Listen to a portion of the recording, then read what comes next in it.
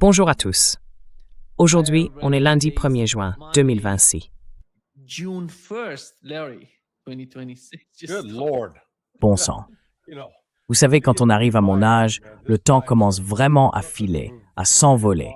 J'ai l'impression qu'on fêtait le Nouvel An hier, et pourtant, 6 mois ont déjà passé. here we are 6 months later. Oui, exactement. Exactly.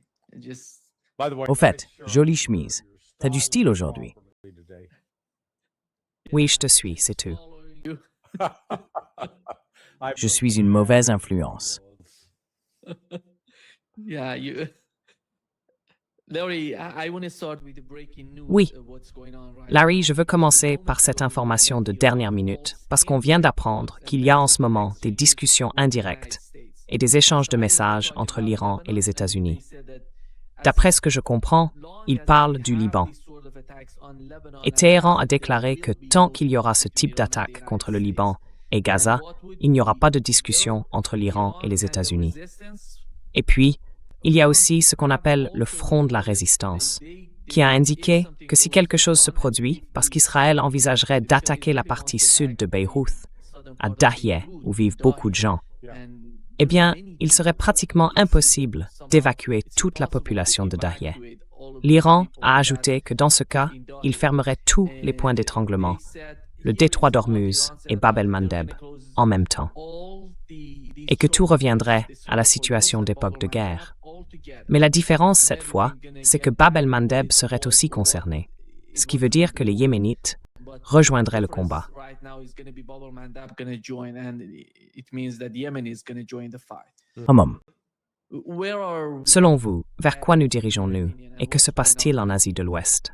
West Asia? Well, we need to cue up the old musical. Again, this is before you were born. Il faut qu'on remette l'ancien We got musical. trouble. We got Tu sais, trouble celui right d'avant here. ta naissance. Yeah, exactly. On a des ennuis.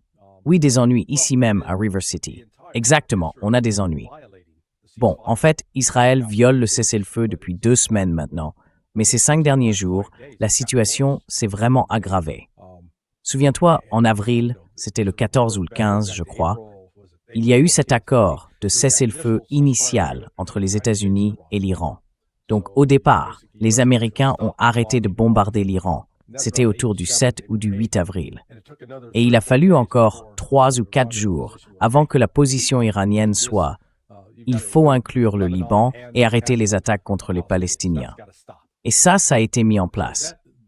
Je crois que ça a tenu environ 5 jours, peut-être 1 ou 2 semaines. Maybe a couple of weeks. And there were some Il y a eu des abus, des violations de ce cessez-le-feu. Mais maintenant, il n'y a plus de cessez-le-feu. Israël est de retour dans une guerre totale, avec des attaques à grande échelle contre le Hezbollah. Et le Hezbollah riposte avec des missiles, des roquettes et des drones sur le nord d'Israël. Donc oui, la guerre est repartie de plus belle. Et avec l'Iran qui prend cette position en liant les deux fronts, c'est ça la vraie nouveauté dans toute cette situation. Les Iraniens relient désormais ce qui se passe au Liban et en Israël à toute forme d'accord avec les États-Unis. On ne peut plus séparer les choses. On ne peut pas faire comme si c'était juste un conflit entre les États-Unis et l'Iran. Non, la vie des Palestiniens est aussi en jeu. Au moins, l'Iran est le seul pays au monde à se lever, à essayer de faire quelque chose pour ces gens-là. Et maintenant, peut-être que les Houthis vont s'y joindre. On verra. And now maybe the Houthis will join. We'll see. What do they have, Larry, in the Middle East? If something Larry, happens between qu'est-ce qu'ils ont Iran and au Moyen-Orient si quelque chose se passe entre l'Iran et les États-Unis? they have brought D'après les sources iraniennes, on a appris qu'ils ont amené beaucoup d'armes dans la région, encore plus qu'avant le début de la guerre, le 28 février. February 28. Et ça, c'est une partie du problème. La partie offensive, la partie d'attaque. Il faut regarder la combinaison entre les capacités défensives et les capacités offensives. We have to see the Alors, combination of qu'est-ce qu'on a en ce moment au Moyen-Orient? capabilities. What do we have right now in the Middle East? Well, there are reports that. Eh bien, il y a des informations selon lesquelles, Let me change that. enfin, ce ne sont pas des rapports publics. Laissez-moi reformuler. On m'a dit, par une personne qui a accès, disons une source bien informée, que la Chine aurait fourni à l'Iran, au minimum, un missile anti-navire supersonique, mais apparemment aussi d'autres missiles balistiques importants qui n'étaient pas connus auparavant. Ce sont des missiles à propergol solides, ce qui les rend plus faciles à charger et à tirer. Vous voyez. Donc, oui, l'Iran se retrouve maintenant avec plus d'armement qu'il n'en avait au début de la guerre, le 28 février. Si on y pense, on a eu mars, avril, ça fait maintenant plus de 3 mois. 3 mois et 2 jours, exactement.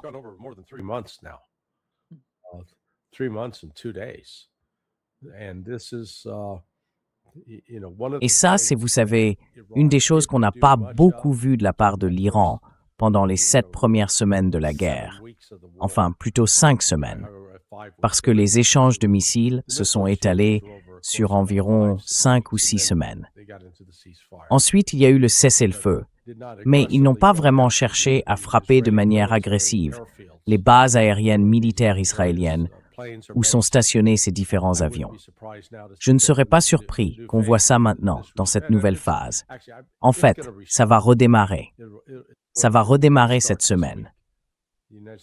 Les attaques des États-Unis vont s'intensifier, à la fois contre la navigation dans le golfe Persique. Et je pense qu'il y aura aussi des attaques contre des navires de guerre américains. Et on va sans doute voir des frappes plus agressives de l'Iran contre les bases aériennes en Israël et en Jordanie. Donc oui, je pense que la période d'accalmie qu'on a eue ces 8 ou 9 dernières semaines, c'est terminé.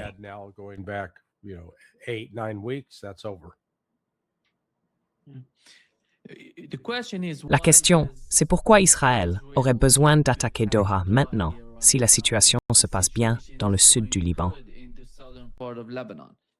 S'ils sont en bonne position. Et on a appris, Larry, d'après le Hezbollah, ils affirment qu'une base souterraine appartenant à l'armée du régime israélien, située dans la ville occupée de Tibériade, a été visée par des tirs de roquettes. Et selon le Hezbollah, 137 officiers et soldats auraient été blessés lors de cette attaque.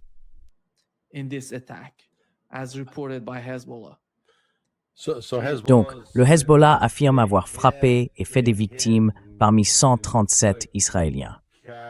137, oui, mais il les compte tous sur les 2 dernières semaines. Il dit bien 137. Ce n'était pas juste une seule attaque. D'accord. It counts all in the last 2 weeks. It says 137. It wasn't just one single attack. Okay. And it says 100. Yeah. Et ça dit 100, oui. C'est le chiffre pour 2 semaines. Et c'est pour ça que vous savez, beaucoup de gens demandent pourquoi Israël a-t-il besoin d'attaquer Dahiya s'ils réussissent déjà bien dans le sud du Liban, s'ils traversent le fleuve Litani. Quelle est votre réponse à ça? What is your answer to that? Oh no, I have no answer to that. It is just Oh non, je n'ai pas de réponse à ça. C'est juste que leur idée, c'est de tuer et de détruire autant qu'ils le peuvent. Et ils considèrent Dahiya comme un bastion du Hezbollah. Donc, pour eux, tuer des femmes et des enfants, il n'y a pas de civils, du moins pas aux yeux des sionistes. Alors, ils n'ont aucun problème à raser la zone comme ils l'ont fait à Gaza. Ce que fait le gouvernement israélien, c'est un crime de guerre d'une gravité extrême. Il faut que ça s'arrête, mais le monde reste là, sans rien faire. Malheureusement, c'est quelque chose qu'on a vu tout au long de l'histoire. Les Israéliens, eux, parlent de l'Holocauste, en disant « Mon Dieu, les nazis ont essayé de nous exterminer ».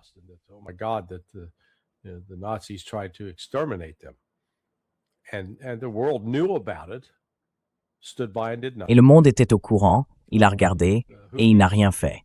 Les Houthis, eux, ont été attaqués par les Tutsis au Rwanda. Encore une fois, un massacre énorme, au moins 1 million de morts. Le monde a vaguement protesté, mais sans jamais agir pour l'arrêter. Et maintenant, ça fait plus de 2 ans et demi qu'Israël tue des femmes et des enfants palestiniens, surtout.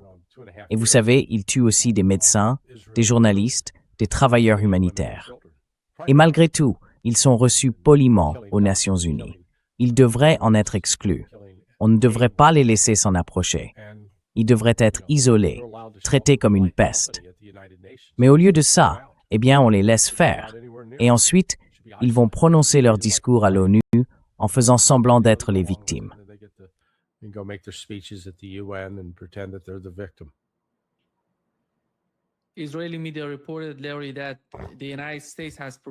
Les médias israéliens ont rapporté, Larry, que les États-Unis auraient proposé un accord au Liban. Les attaques contre Beyrouth, et notamment contre les banlieues sud de la ville, ils parlent de Dahiya, cesseraient en échange de l'engagement du Hezbollah à ne pas viser les forces militaires israéliennes dans le sud du Liban. C'est juste incroyable ce qu'ils font. Ils occupent actuellement le sud du Liban et ils disent « on va frapper Beyrouth et le sud de Beyrouth, mais si vous ne voulez pas qu'on vous attaque, qu'on détruise les civils, alors vous devez arrêter de nous attaquer dans le sud du Liban, qu'ils occupent eux-mêmes. » Franchement, c'est absurde. Et le Hezbollah a rejeté cette proposition. Voilà pourquoi.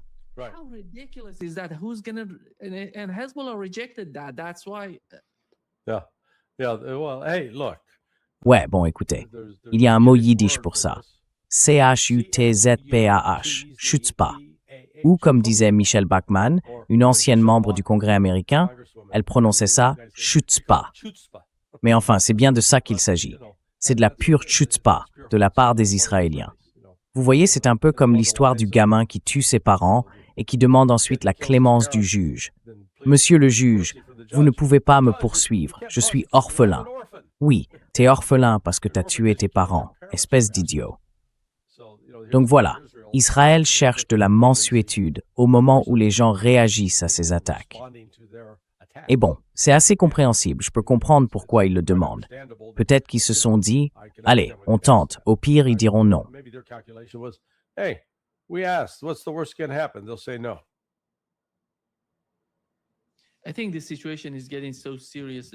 Je pense que la situation devient vraiment très grave, Larry, et qu'on va se retrouver à nouveau avec cette guerre qui éclate. Voici ce qu'un haut responsable iranien a déclaré à l'agence Fars News en Iran. Le sang d'un Palestinien vaut le sang d'un Iranien. Le sang d'un Libanais vaut le sang d'un Iranien. Et la communauté musulmane forme une seule et même colonne, côte à côte, dans ce combat. Exactement.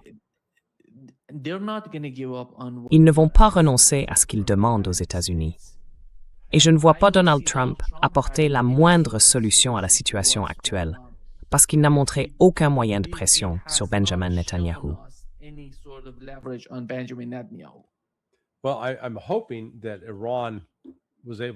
Eh bien, j'espère que l'Iran a pu jouer un peu avec la bourse sur ce coup-là. Vous voyez, faire comme Trump l'a fait.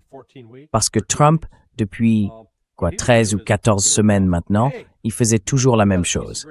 Il annonçait « Hey, on a un accord de paix, ça va être signé d'un jour à l'autre, on est tout prêt, vraiment tout prêt. » Et qu'est-ce qui se passait? Le prix du pétrole baissait et la bourse montait. Donc, en vendant à découvert ou en achetant des options de vente, on pouvait profiter de ces variations. Alors, si j'étais l'Iran, je commencerais par créer une société où on peut investir des milliards et puis je sortirais en disant « Non, les négociations sont annulées. »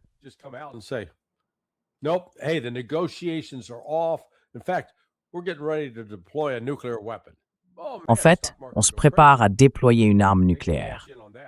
Ah là, le marché boursier deviendrait complètement fou. Il pourrait en profiter, tu vois? Bon, je ne pense pas qu'il fasse ça, mais quand même.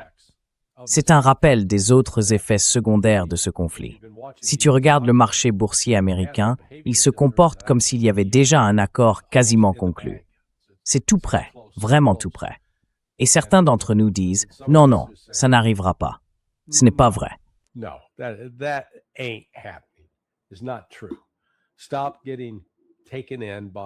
Arrêtez de vous laisser avoir. Vous savez, c'est encore une autre version de Donald Trump. C'est un peu comme Lucy dans les bandes dessinées de Charles Schulz avec Charlie Brown. Lucy tient le ballon et dit « Allez Charlie, vas-y, tire !» Charlie arrive en courant pour frapper et au dernier moment, elle retire le ballon. Il s'envole dans les airs et retombe sur les fesses. Eh bien, Donald Trump, c'est ça depuis 13 semaines. On a un accord, c'est presque fait, on y est presque. Et maintenant, comme Ron l'a dit, on ne parle même plus avec les États-Unis. Il n'y a rien à discuter. tant que les questions des Palestiniens et des Libanais ne sont pas réglées. Bonne journée, merci de votre attention à ce sujet. There is no Or way to thank you for your attention to this matter. Larry, I think there is no way to continue with the current situation Larry, in the West je pense qu'il n'y a Bank, aucun moyen de continuer avec la situation actuelle en Asie de l'Ouest, dans le Golfe Persique. Parce qu'avec ce blocus contre l'Iran, tôt ou tard, il va y avoir une forme de confrontation, une escalade. Et là, ce sera la guerre, la vraie guerre, entre l'Iran et les États-Unis. Revenons à la question principale, celle que j'ai déjà posée tout à l'heure, tu as oublié d'y répondre, à propos des capacités de défense d'Israël. Imaginons que la guerre reprenne. Comment les États-Unis vont-ils pouvoir défendre Israël?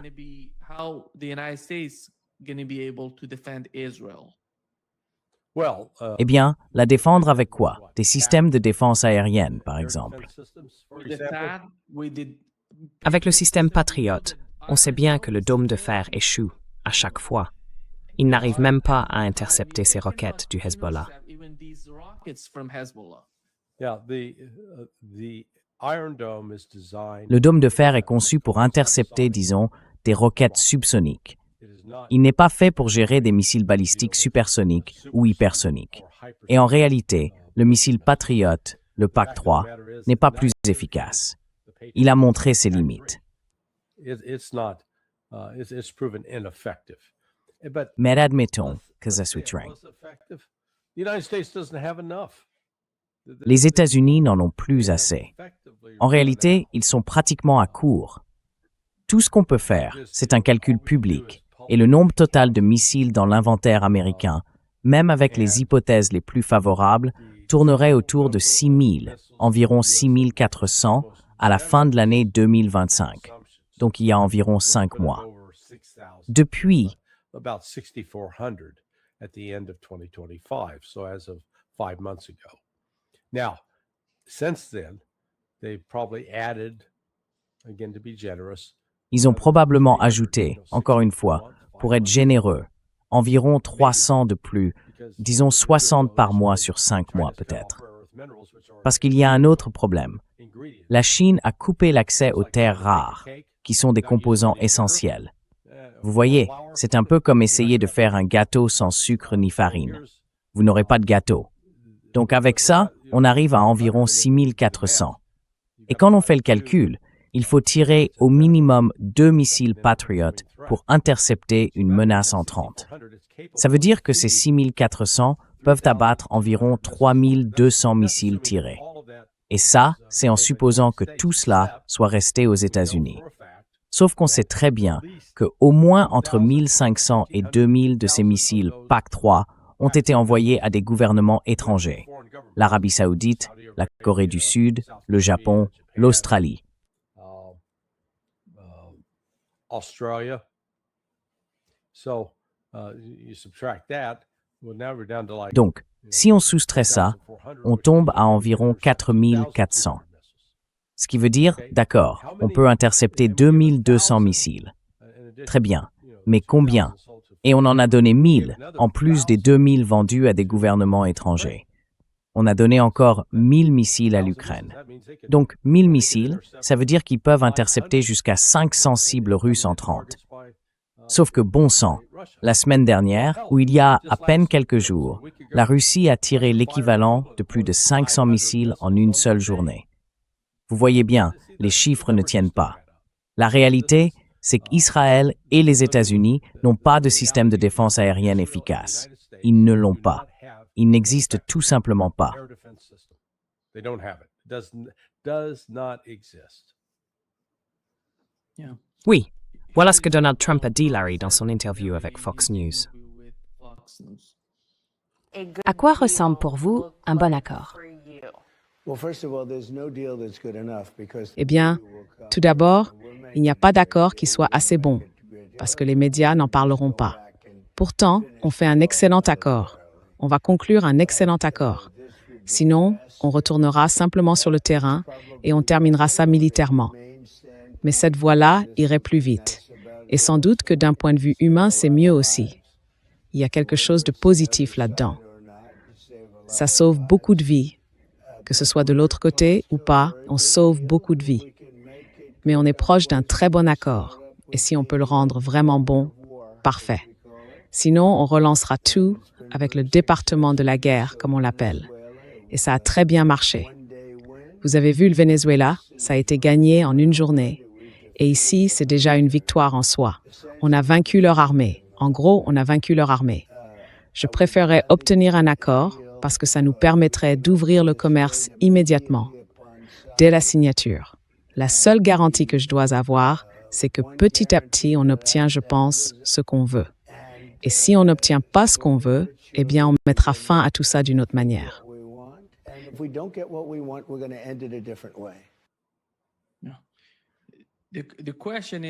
La question, Larry, c'est qu'il a dit qu'on avait vaincu le Venezuela militairement. Moi, je n'ai vu aucun affrontement entre nous.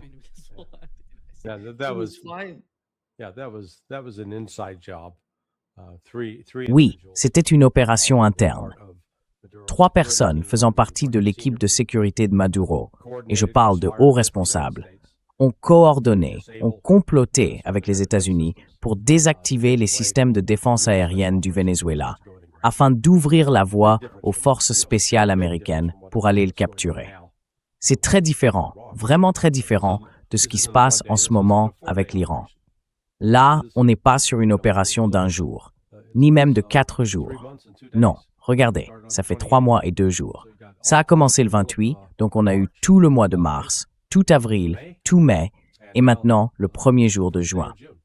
Donc oui, Trump a perdu le contrôle du récit.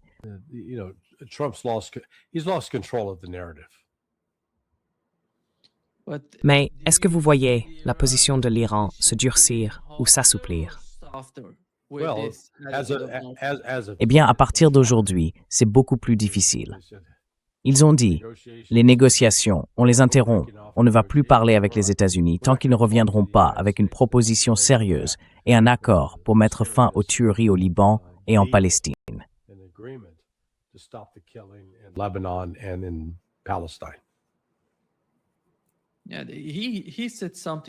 Il a dit quelque chose dans la même interview, Larry. Il a dit que le problème qu'il a, c'est le détroit d'Ormuz. Et voici ce qu'il a dit à propos du détroit d'Ormuz.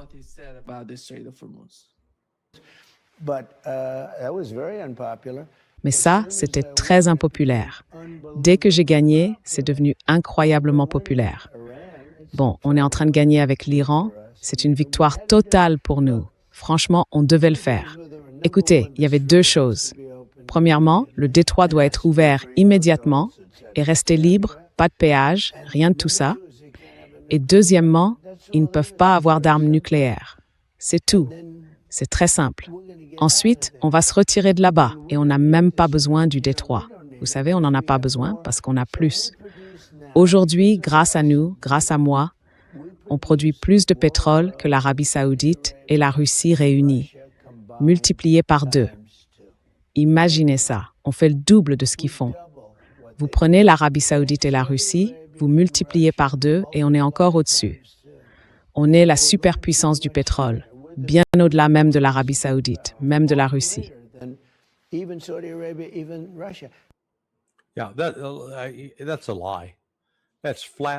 Oui, c'est un mensonge. C'est tout simplement faux. En ce qui concerne le pétrole brut, la Russie et la Chine réunies produisent plus que les États-Unis. Les États-Unis, si on inclut la Russie et le Venezuela, enfin oui. Enfin, je veux dire la Russie et l'Arabie saoudite. L'Arabie saoudite, oui. Si on inclut tout ça, on arrive à ce chiffre où si on regarde l'ensemble des produits liés au pétrole, y compris le gaz naturel liquéfié et tout le reste, alors oui, les États-Unis produisent un peu plus au total que l'Arabie saoudite et la Russie réunies. Mais le pétrole que les États-Unis produisent est, disons, pour reprendre une comparaison avec l'alcool. J'ai bien aimé la façon dont ce type qu'a interviewé Danny Davis, Art Berman, l'a expliqué. Vous voyez, il y a la bière légère, il y a le vin, et puis il y a les alcools forts, comme la tequila ou le whisky. Eh bien, le pétrole produit par les États-Unis, c'est du léger.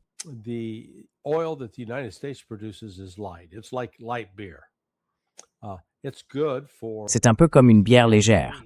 C'est bien pour produire de l'essence, peut-être même du carburant pour l'aviation. Mais ce n'est pas bon.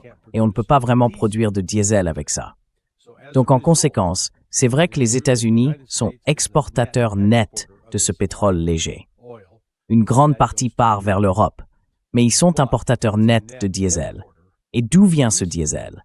Eh bien, du Venezuela, d'Arabie Saoudite, du Golfe Persique, de Russie. Autrement dit, les États-Unis ne sont toujours pas indépendants sur le plan énergétique, contrairement à ce que Trump affirme. En réalité, ils dépendent du diesel, qui est le carburant le plus important de l'économie, parce que c'est lui qui fait rouler les camions qui transportent les produits d'un magasin à l'autre. Donc là, Trump, soit il ne comprend pas et on lui raconte des mensonges, soit il comprend très bien et c'est lui qui ment. Franchement, je ne sais pas lequel des deux c'est.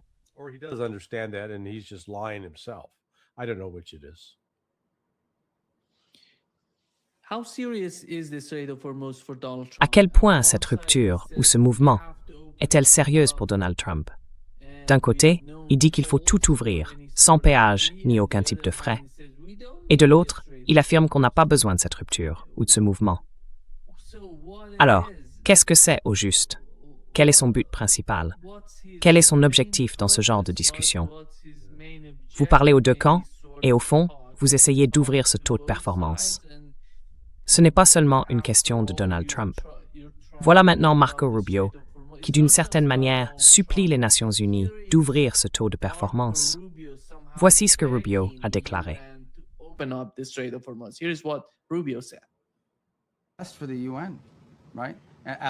Pour l'ONU, n'est-ce pas? En tant qu'institution, en tant qu'organisation censée fonctionner, capable de résoudre des problèmes mondiaux. Quel est le but de l'ONU? À l'origine, c'était censé être un lieu où l'on pouvait régler pacifiquement les conflits internationaux. Aujourd'hui, on a un pays qui s'empare illégalement, de manière criminelle, d'une voie maritime internationale, qui fait exploser des navires commerciaux et qui pose des mines dans l'eau. Je ne sais pas si les gens réalisent à quel point c'est scandaleux, à quel point il est inacceptable qu'un pays tire sur des navires commerciaux, tente de les couler ou place des mines dans la mer. Ces deux actes sont illégaux. Et donc, nous allons porter cette affaire devant l'ONU.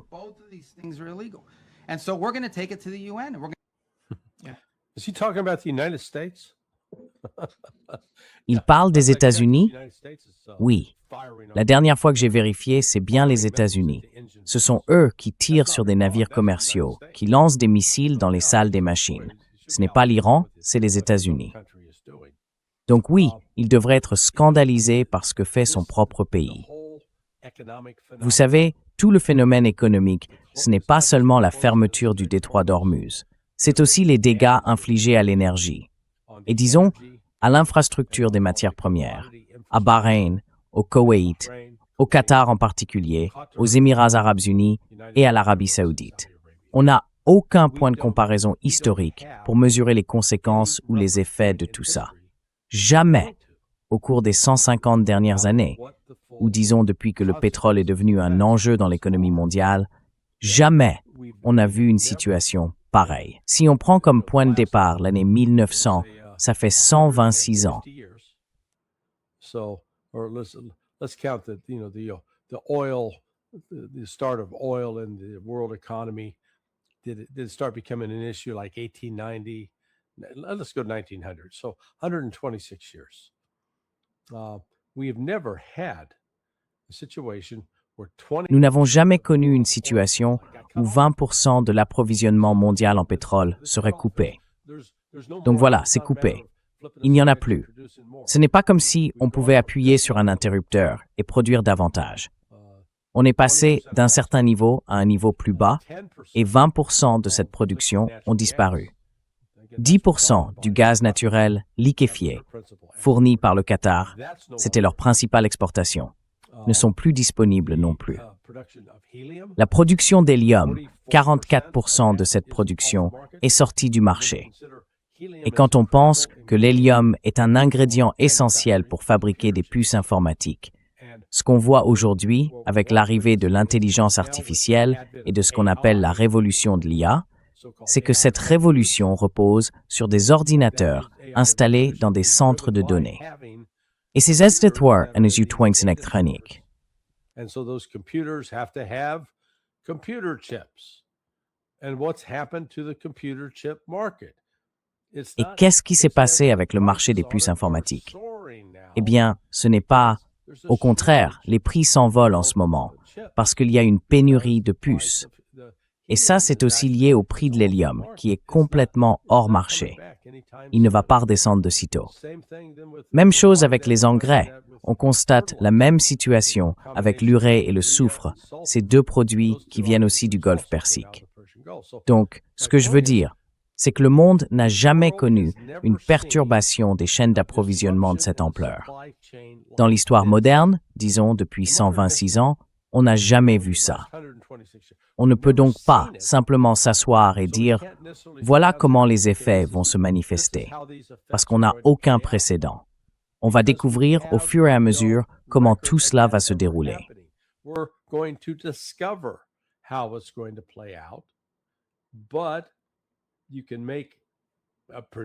Mais on peut faire une prévision qui me semble raisonnable. Si on a maintenant coupé cette source d'approvisionnement, alors les autres produits fabriqués à partir de ces matières premières vont eux aussi se raréfier et leurs prix vont forcément augmenter. Donc, au minimum, on va assister à une forte poussée inflationniste à l'échelle mondiale, pas seulement dans un pays, mais partout. Et même si les États-Unis sont exportateurs nets de ce pétrole brut léger, on doit quand même payer beaucoup plus cher le diesel. Donc ce prix-là grimpe aussi. Et comme il y a une pénurie de pétrole, même du brut léger dans certaines régions, la concurrence s'intensifie entre les pays qui veulent en acheter. Résultat, on se retrouve au minimum avec une hausse de l'inflation et un ralentissement de l'économie. Autrement dit, ce qu'on appelle la stagflation.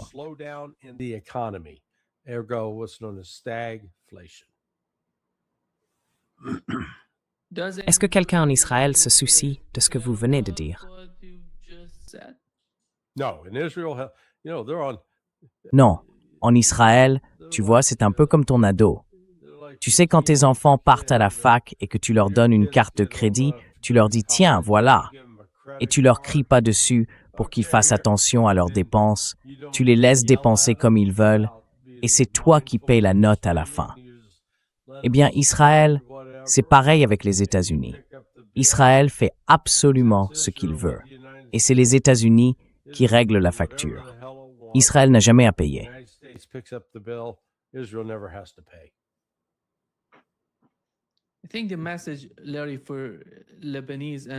Je pense que le message, Larry, pour le Liban et le Hezbollah, et venant du Liban et du Hezbollah, c'est que tant qu'Israël restera dans le sud du Liban, ils frapperont le nord d'Israël. C'est la réalité, et elle ne changera pas tant qu'Israël ne modifiera pas son comportement dans le sud du Liban.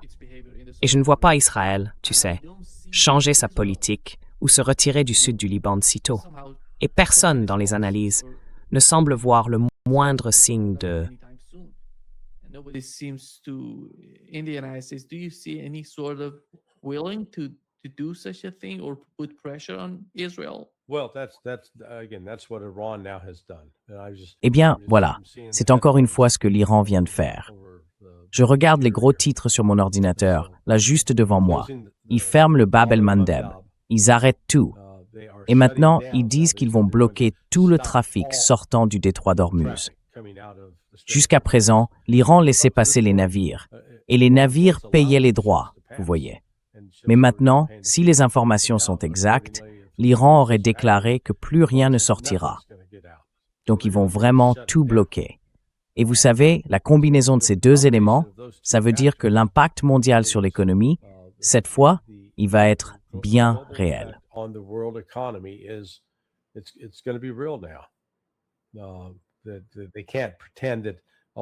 Ils ne peuvent pas faire semblant de dire « oh, c'est juste temporaire ». C'est pas temporaire. Donc, ça va obliger les États-Unis à réagir, à mettre la pression.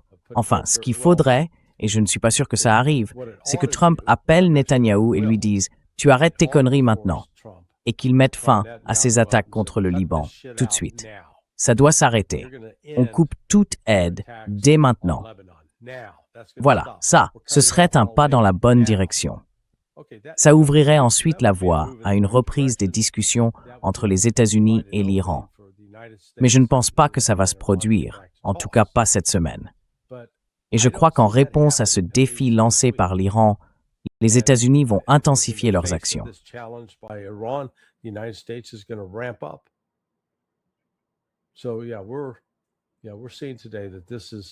Oui, on voit bien aujourd'hui que la situation va empirer. On a eu, disons, environ 8 semaines de calme, si on peut dire. Au moins pendant ce temps-là, des Iraniens ne mourraient pas. Mais maintenant, d'autres Iraniens vont mourir. Et ça veut aussi dire que l'Arabie saoudite, le Qatar, vont devoir faire un choix. Soit ils mettent fin aux opérations militaires américaines depuis leur territoire, soit, s'ils continuent à les autoriser, comme le fait le Koweït, ils seront attaqués. In der Heimstep towards an een kids, do thou dukes im thing. They're going to suffer significant damage beyond what they've already suffered. Est-ce que vous voyez la guerre commencer par une attaque iranienne contre Israël à cause des frappes au Liban? Israël veut frapper Dahiya, veut détruire Dahiya dès maintenant. Ils ont publié un ordre d'évacuation. Comment voyez-vous la réaction de l'Iran à cela? Est-ce qu'ils vont frapper Israël?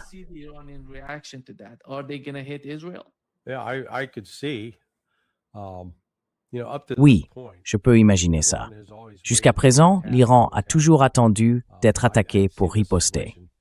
Mais là, je pense que dans cette situation, il pourrait prévenir les États-Unis et Israël en disant « Si Israël ne met pas fin à tout ça dans les 12 prochaines heures, nous allons frapper et détruire les cibles militaires israéliennes impliquées dans ces opérations qui tuent des Libanais et des Palestiniens. » Donc, ça ne me surprendrait pas qu'ils décident de le faire.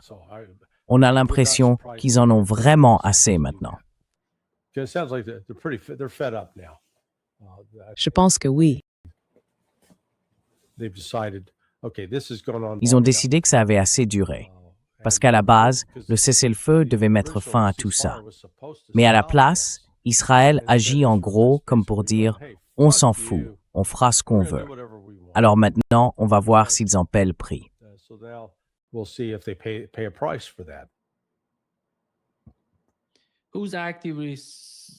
Qui soutient activement les États-Unis en facilitant les attaques américaines contre l'Iran? Ce week-end, on a vu des frappes américaines et une riposte iranienne sur le Koweït. Est-ce parce qu'ils utilisent le territoire koweïtien comme base ou comme point de départ de ces attaques? Oui, non. C'est pour ça qu'ils se sont attaqués au Koweït.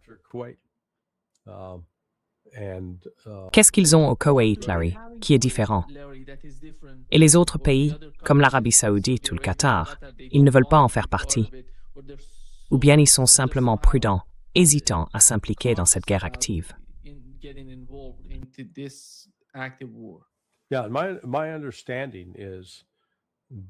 Oui, d'après ce que je comprends, les Saoudiens ont limité la capacité des États-Unis à utiliser les bases aériennes saoudiennes, en particulier la base du prince Sultan, qu'on appelle le PSAB, pour des opérations militaires contre l'Iran.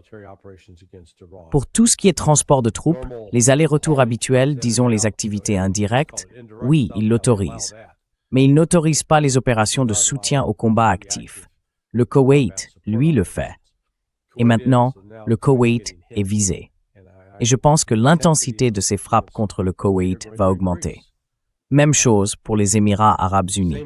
Je ne vois aucun signe montrant que les Émirats veulent se retirer ou éviter une provocation. Donc oui, ça pourrait être une mauvaise semaine.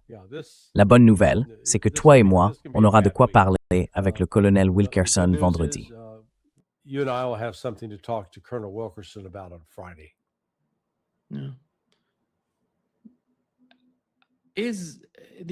Ces rumeurs sur une implication des Émirats arabes unis dans ces attaques contre l'Iran, est-ce que ce ne sont que des rumeurs, ou bien ont-ils réellement participé à ces attaques américano-israéliennes contre l'Iran?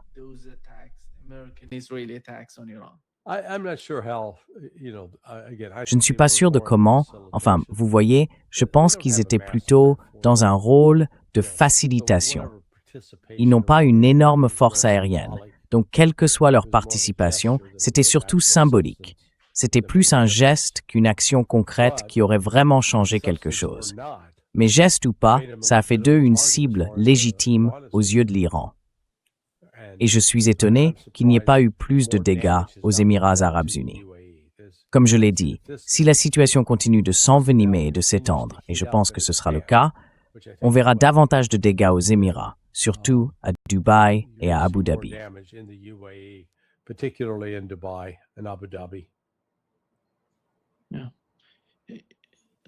Larry, voici ce que Donald Trump a dit à propos de cette histoire et de la guerre contre l'Iran.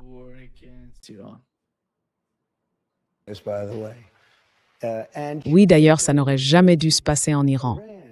Mais l'Iran en a les moyens. Si on ne les avait pas frappés avec les bombardiers B-2 il y a 9 mois, ils auraient aujourd'hui une arme nucléaire. Et là, ce serait une toute autre histoire. Ils l'auraient probablement utilisée. Vous n'auriez sans doute plus ces gens-là, plus ceux Israël, et peut-être même plus de Moyen-Orient. Et à partir de là, où est-ce qu'ils seraient allés?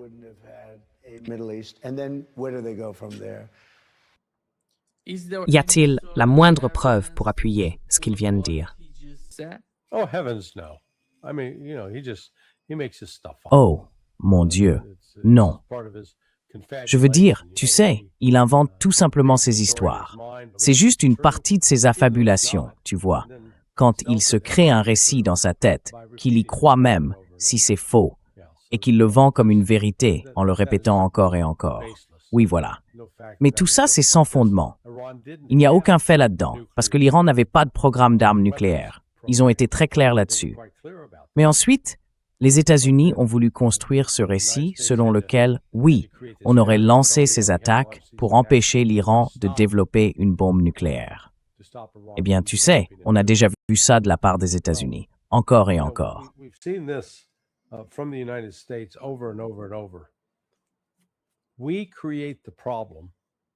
On crée le problème, puis on prétend que puisque ce problème existe, il faut qu'on le résolve. C'est exactement ce qu'on a fait avec Saddam Hussein. En 2003, on a envahi l'Irak en disant qu'il fallait arrêter ses armes de destruction massive. Mais on savait très bien qu'il n'avait pas de programme nucléaire. Restaient donc les armes chimiques et biologiques. Et là, la question c'est, d'où est-ce que l'Irak les a eues? Eh bien, elles venaient des États-Unis, fournies gracieusement par un programme de la CIA en collaboration avec le département de la Défense. Ce programme portait sur des armes chimiques, comme le gaz moutarde, et des agents neurotoxiques, le G et le sarin. Tout ça a été rendu possible grâce à des produits précurseurs que les États-Unis ont aidé à obtenir et à envoyer en Irak.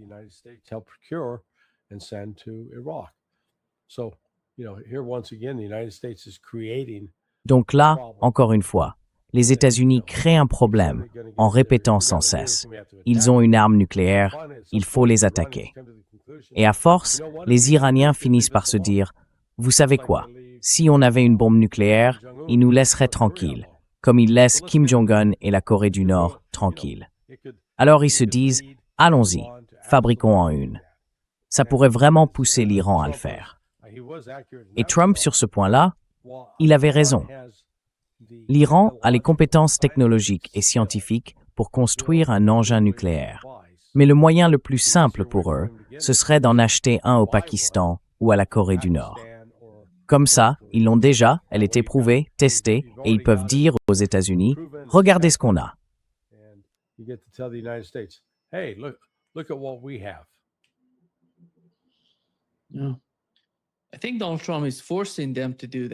Je pense que Donald Trump les pousse à faire ça, parce qu'il n'y a pas d'autre issue.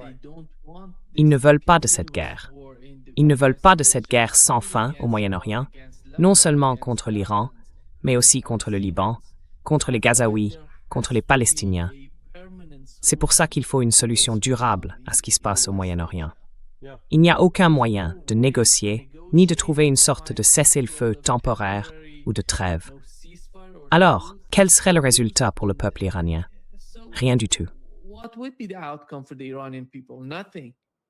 Right. Yeah, no, it is. Oui, c'est ça. Comme vous le savez, selon votre religion, dans l'islam chiite, il y a cette conviction fondamentale. On ne tue pas d'innocents. Même en temps de guerre, on ne s'en prend pas aux civils. Et c'est justement l'une des raisons principales derrière la fatwa initialement émise par l'ayatollah Khamenei. Une arme nucléaire, par définition, tue des innocents. C'est une arme aveugle qui ne fait pas de distinction. Donc, forcément, elle tue des non-combattants. Et l'Iran a toujours choisi d'éviter ce type d'armes. Il a fait la même chose avec les agents neurotoxiques et les armes chimiques que les États-Unis aidaient alors l'Irak aspirer à utiliser.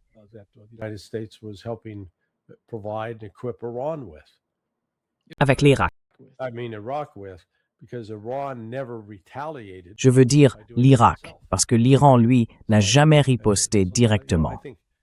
Donc je pense que c'est l'un de ces cas où on touche à un principe fondamental. Ce n'est pas seulement une idée théologique réservée au clergé, c'est quelque chose de très présent, de profondément ancré. C'est une conviction essentielle dans l'islam, du moins dans sa version chiite. Et vous me corrigerez si je me trompe.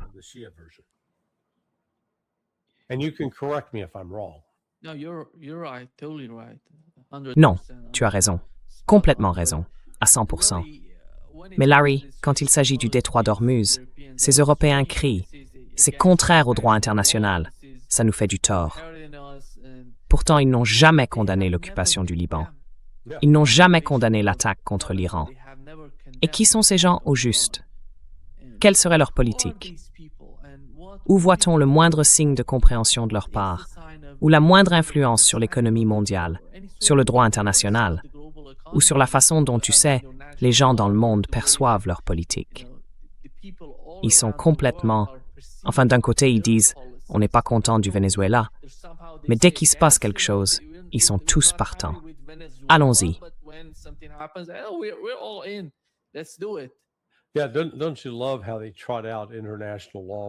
Ah oui, vous avez remarqué comme ils brandissent le droit international seulement quand ça les arrange. Quand les États-Unis, en contradiction totale avec ce même droit international, envahissent le Venezuela, pas un mot, silence complet.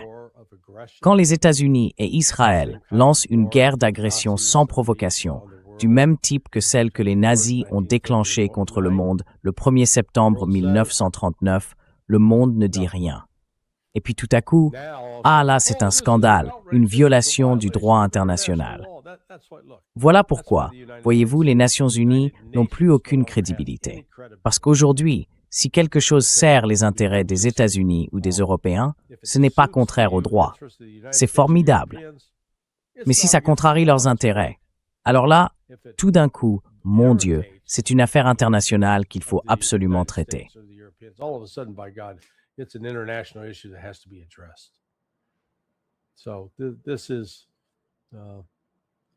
Alors, je pense qu'il y aura une nouvelle session d'urgence des Nations Unies. La Russie présidait le Conseil de sécurité de l'ONU le mois dernier et son mandat s'est terminé dimanche. Je ne sais pas qui en a la présidence pour le mois de juin, mais qui que ce soit, la première semaine au moins, va être bien chargée.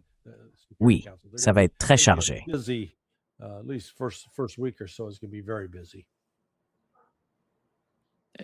C'est pas incroyable que Rubio demande à l'ONU d'ouvrir le straddle aux musulmans? Oui, eh bien oui. Ils ont détruit l'ONU, Larry. Ils ont détruit l'ONU. Il n'y a plus d'ONU là-bas. Oui. Pense un peu à ce qu'ils ont fait dans le cas d'Israël. À chaque fois, ils ont mis leur veto contre toute résolution visant Israël.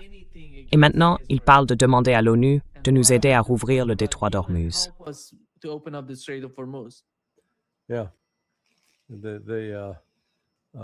Oui, enfin, on pourrait presque créer une chanson pour le Conseil de sécurité de l'ONU. Tu vois, les Beach Boys avaient cette chanson, « Help Me, Rhonda ». Eh bien, il faudrait qu'on invente les paroles de « Help Me, UN, Help Me ». Ça m'aiderait à sortir Israël de ma vie. Ça devrait être un des refrains. Mais bon, regardons les choses sérieusement. On a déjà parlé de cette idée d'un nouvel ordre mondial. On est en train d'assister à la naissance d'un nouvel ordre mondial. L'ancien, celui qu'on connaît depuis environ 80 ans, depuis la Seconde Guerre mondiale, est en train de changer. Cet ancien ordre, c'est le système financier de Bretton Woods, les Nations Unies, tout un ensemble de structures politiques internationales. Et puis il y a les accords commerciaux, l'Organisation pour la sécurité et la coopération en Europe et toutes les autres institutions. La Cour mondiale, la Cour internationale de justice.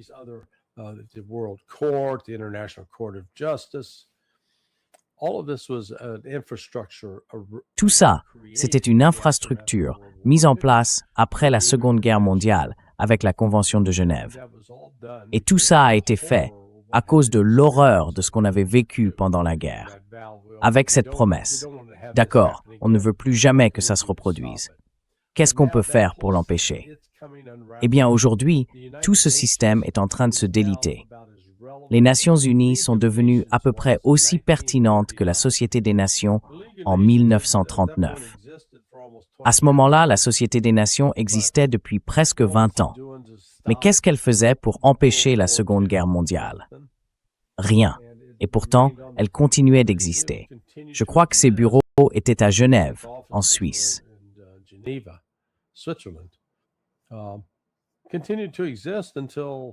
Elle a continué d'exister jusqu'à la création des Nations Unies, puis la Société des Nations a disparu.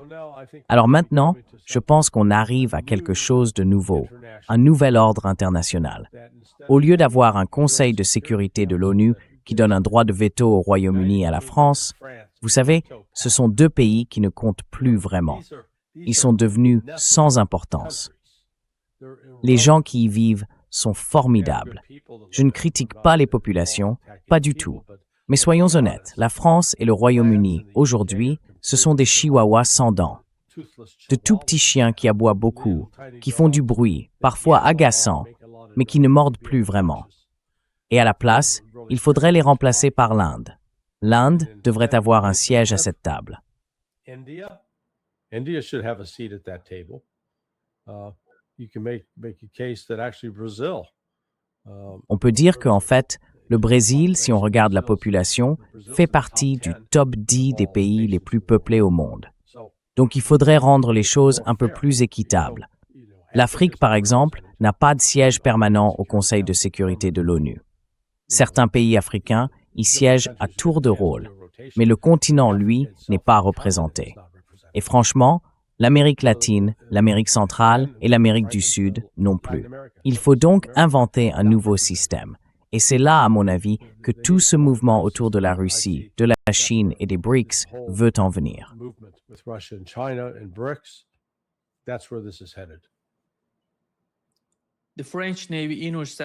La marine française a intercepté un pétrolier en provenance de Russie. L'opération s'est déroulée dans l'Atlantique, en coopération avec le Royaume-Uni. Selon les autorités, le déplacement de ces pétroliers viole les sanctions internationales.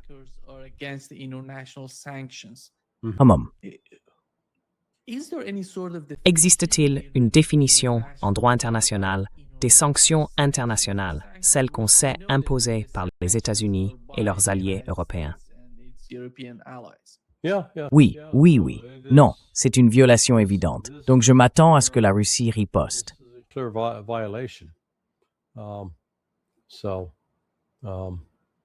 I expect to see Russia retaliate. So that's going to add another. Et vous savez, ça va ajouter une autre dimension à tout ça. Mais j'allais oublier. Je dois filer. J'ai un rendez-vous à 11h en Turquie. Enfin non, en fait à Islamabad. Alors je préfère éviter que les Pakistanais m'en veuillent. Ils ont l'arme nucléaire, vous savez.